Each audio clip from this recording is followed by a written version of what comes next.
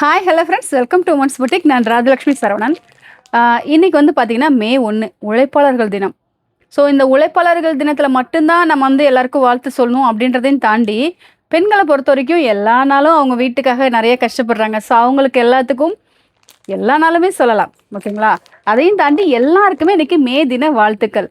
So பெண்கள் அப்படிங்கிறவங்க வந்து பார்த்தீங்கன்னா இந்தந்த துறையில் தான் சாதிக்கணும், இல்லை நான் வீட்டில் தான் இருப்பேன், என்னோட டைம் வேஸ்ட் பண்ண அப்படிலாம் நினைக்கவே நினைக்காதீங்க. முடிஞ்ச வரைக்கும் உங்களோட டைமை எந்த அளவுக்கு யூட்டிலைஸ் பண்ணுறீங்களோ அந்தளவுக்கு உங்களோட திறமைகளை வெளியில் கொண்டு வாங்க. அது எதுவாக வேணாலும் இருக்கலாம்.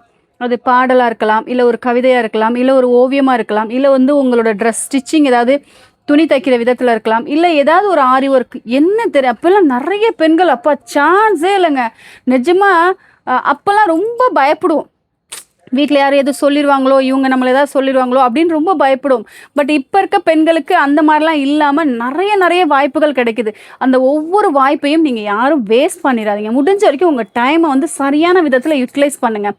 ஓய்வெடுக்கணும் அப்படின்ற ஒரு நேரத்தை ஃபிக்ஸ் பண்ணி முடிஞ்ச வரைக்கும் உங்களோட திறமைகள் எல்லாத்தையுமே வெளியில் கொண்டு வாங்க. அதுதான் சிறந்த ஒரு உழைப்பாளர் தினமாக இருக்கும்னு நான் நம்புகிறேன், பெண்களை பொறுத்த வரைக்கும்.